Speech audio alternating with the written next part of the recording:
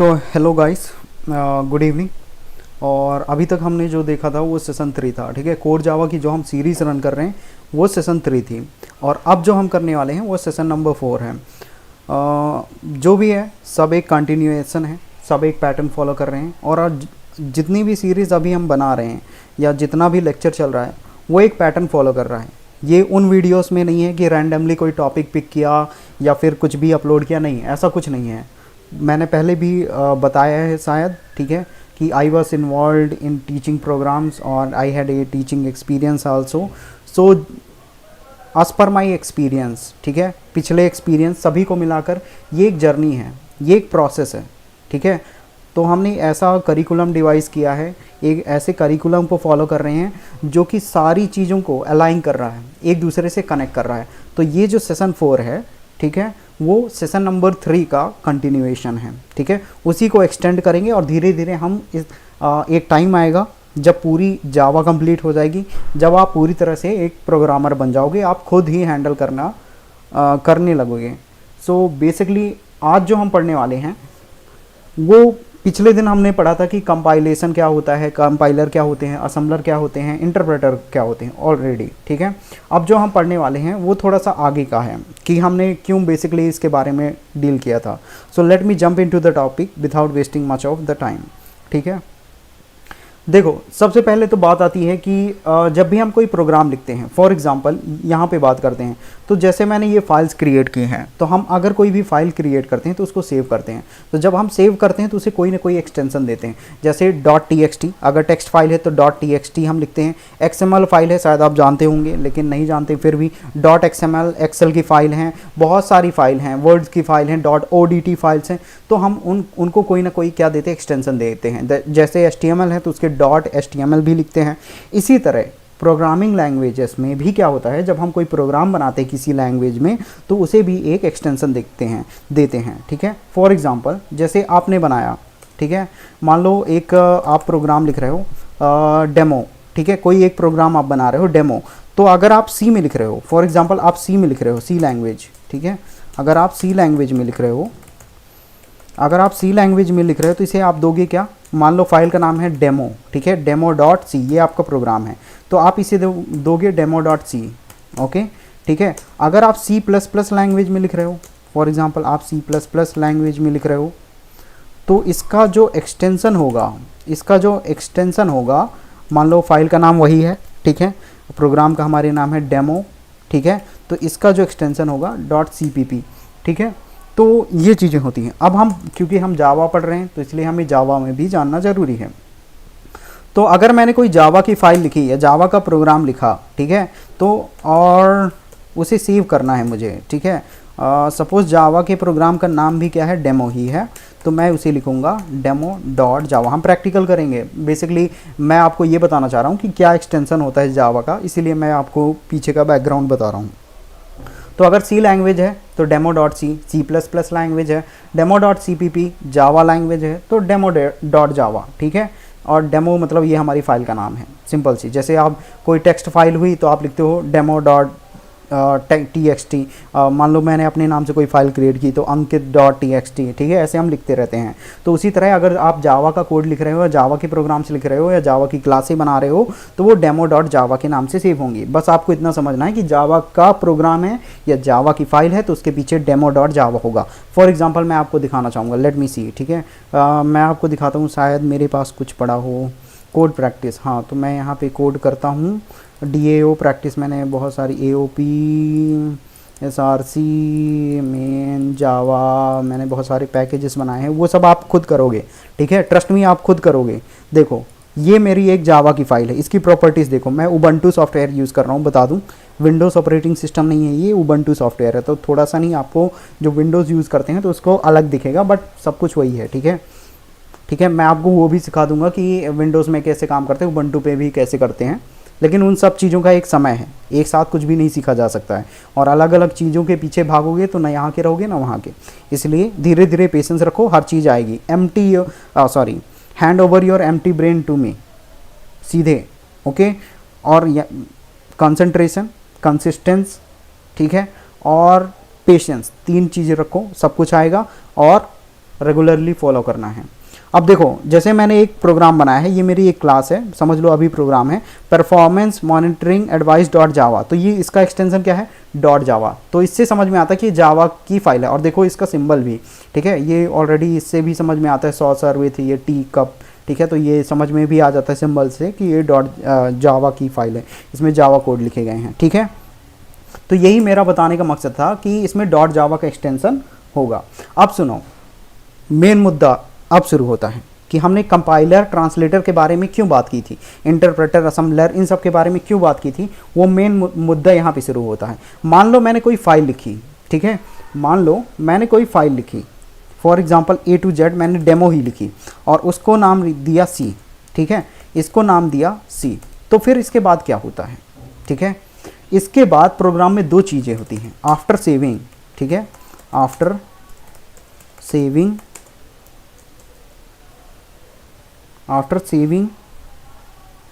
The programme, ठीक है, after saving the programme, ठीक है। अगर आप किसी प्रोग्राम को सेव करते हैं तो इसके बाद दो चीज़ें होती हैं। पहला कंपाइलेशन, क्या होता है, पहली चीज़ होती है कंपाइलेशन। देखो कंपाइलेशन कुछ कुछ मैच कर रहा है कंपाइलर से, बात करेंगे उसके बारे में भी। और दूसरा होता है एग्जीक्यूशन, दोनों चीज़ों के बारे में बात करते हैं। पहला है कंपाइलेशन, तो इसमें क्या होता है, ठीक है, इसमें समझते हैं कि इसमें होता क्या है। सिंपल सी बात है, आपने कुछ भी लिखा, ठीक है, मान लो आपने कुछ भी लिखा तो आपने जावा का इस्तेमाल करके लिखा है, फॉर एग्जांपल सी लैंग्वेज का इस्तेमाल करके लिखा है, तो सी लैंग्वेज का इस्तेमाल किया है तो सी के सिंटेक्स इन्वॉल्व किए होंगे, सी के रूल फॉलो किए होंगे, ऑब्वियस सी बात है। तो कंपाइलेशन में क्या होता है, कंपाइलेशन में कंपाइलर क्या करता है, आप ये चेक करता है कि whether program is written according to the rules of language और नॉट। मतलब क्या आपने जिस प्रोग्राम को लिखा है, क्या आपने जो प्रोग्राम लिखा है उसको अकॉर्डिंग टू सिंटेक्स, यानी जिस लैंग्वेज को फॉलो किया है, क्या उस लैंग्वेज के सिंटेक्स को आपने फॉलो किया है या नहीं। अगर आपने उस लैंग्वेज के सिंटेक्स को फॉलो नहीं किया है तो इसमें आ जाएगा एरर या वायलेशन, रूल को आप वायलेट कर रहे हैं। तो अगर आप रूल को वायलेट कर रहे हैं तो वो वैलिड फाइल नहीं होगी, मतलब वो रन नहीं करेगी, उसमें एरर आएंगे, ठीक है। तो यही एक प्रोसेस है। कंपाइलेशन क्या होता है, इसमें कंपाइलर या इंटरप्रेटर जो भी इन्वॉल्व है, फॉर एग्जांपल यहाँ पर हमारा कंपाइलर इन्वॉल्व है। अगर हम जावा की बात करें तो जावा में क्या होता है कि कंपाइलेशन के बाद बाइट कोड आती है, लेकिन सी में दूसरा है, उसके बारे में भी डिस्कस करेंगे। अभी बस इतना समझ लेते हैं, कंपाइलेशन का मतलब है process of checking whether the program is written according to the programming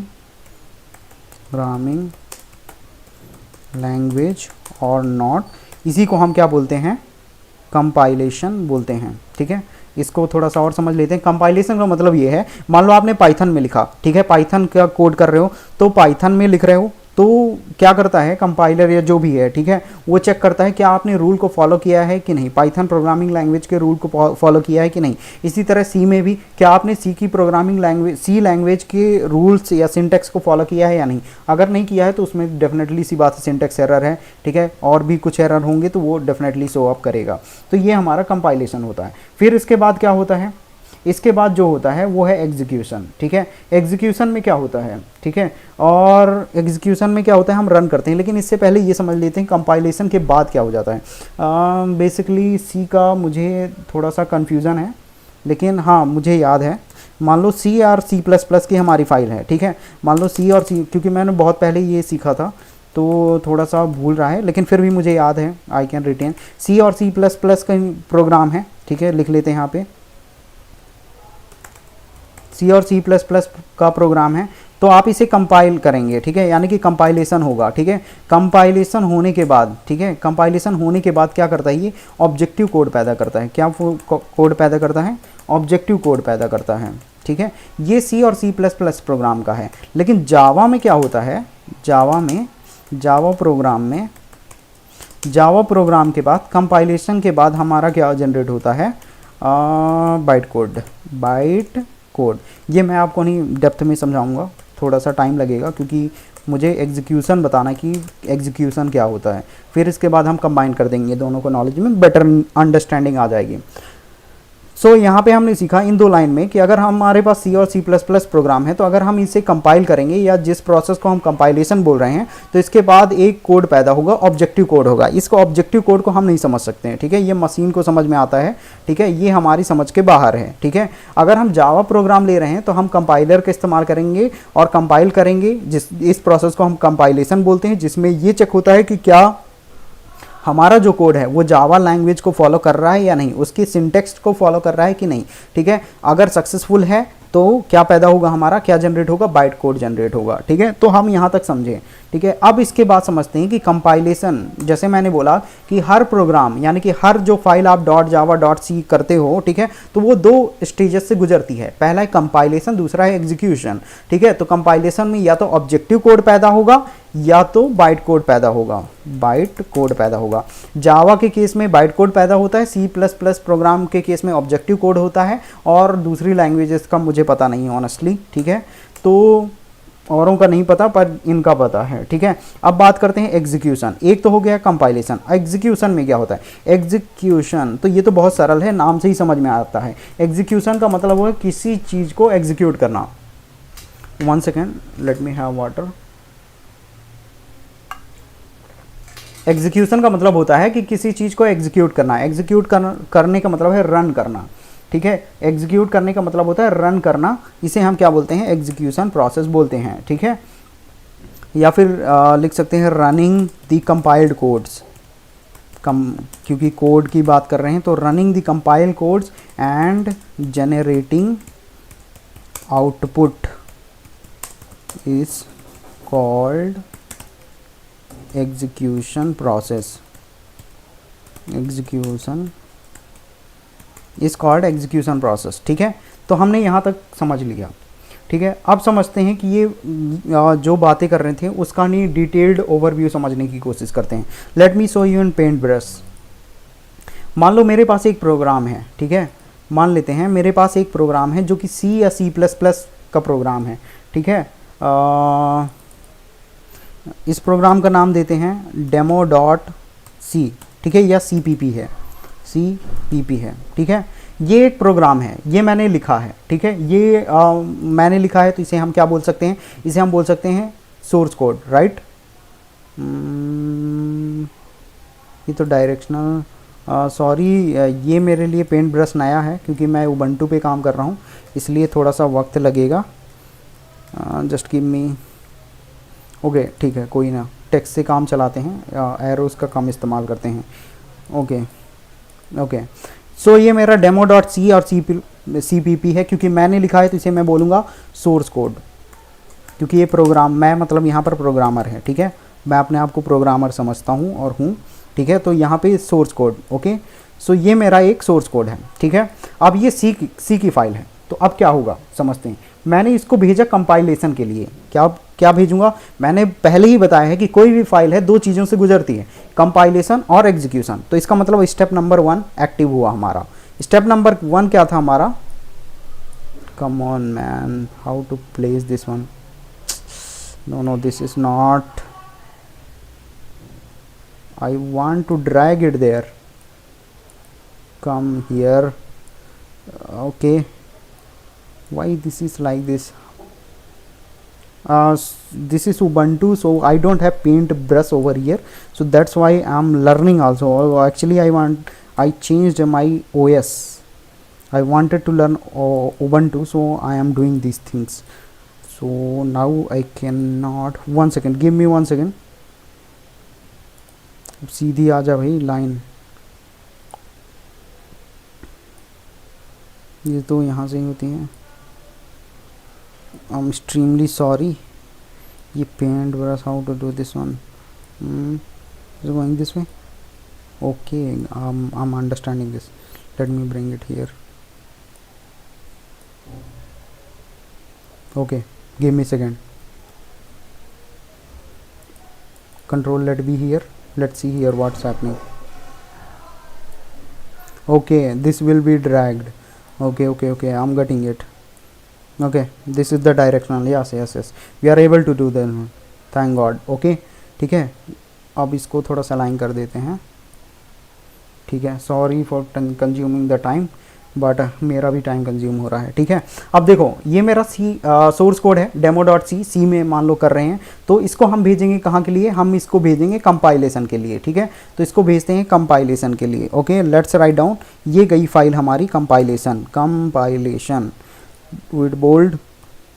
Actually I'm new to this. Okay, this paintbrush is online because Ubuntu has certain problem with this. I'm not able to find a good paintbrush for Ubuntu. Pinta and all I have tried many, but those are hectic. It's a very worst Pinta and all. So I got online, this one is the best one, and I am using this one for drawing the flow charts also. I will use this one, so within few days I will be adapted to this one. अब आते हैं मुद्दे पे। तो ये मेरा source code है, मैंने इसको भेजा कंपाइलेशन के लिए। ठीक है, स्टेप नंबर 1, कंपाइलेशन के लिए मैं क्या इस्तेमाल करूंगा, डेफिनेट सी बात है मुझे कंपाइलेशन के लिए कुछ ना कुछ करना पड़ेगा इस्तेमाल। तो मैं कंपाइलेशन के लिए इस्तेमाल करता हूं, मान लो सी, या क्योंकि सी और सी प्लस प्लस का है तो सी और सी प्लस प्लस का कंपाइलर मैं इस्तेमाल कर रहा हूं। ठीक है, हम समझ लेते हैं कि हम सी और सी प्लस प्लस के कंपाइलर का यहाँ पर इस्तेमाल कर रहे हैं, किस काम के लिए, कंपाइलेशन करने के लिए। क्लियर? ठीक है, अब क्या होगा, जब ये फाइल कंपाइल हो जाएगी, सक्सेसफुल कंपाइलेशन के बाद क्या पैदा होगा, ऑब्जेक्टिव कोड पैदा होगा। क्या पैदा होगा, ऑब्जेक्टिव कोड पैदा होगा। राइट? ठीक है, तो अब कुछ बना लेते हैं ऑब्जेक्टिव कोड के लिए।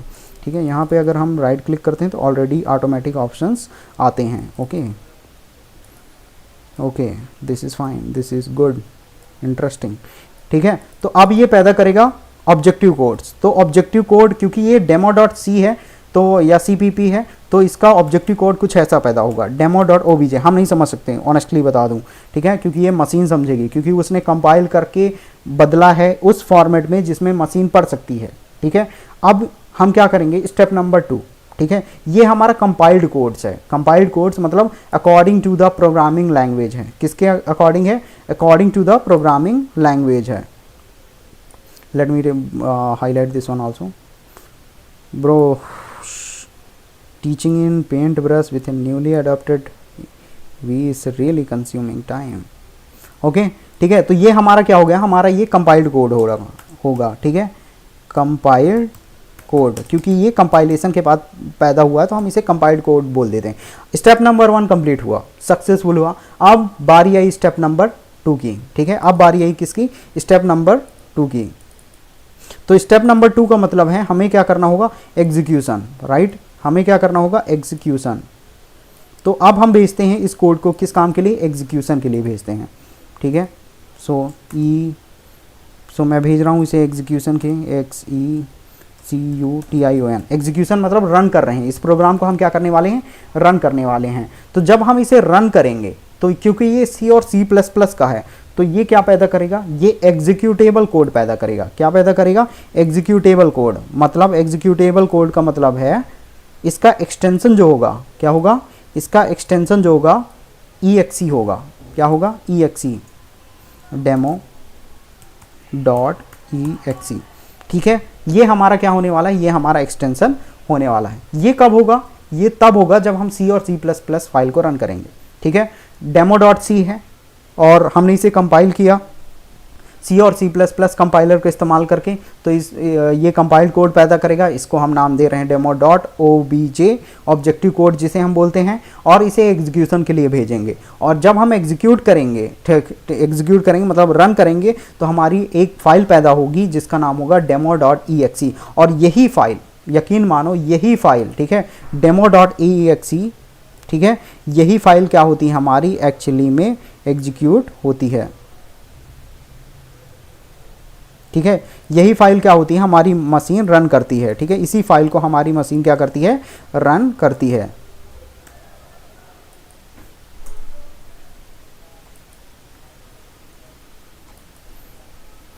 Oh, it will really take me time to learn this Paint. If it was MS Paint, it was good, but still it's a good thing that I have got an opportunity to learn this one, because this is very useful in drawing the flowcharts.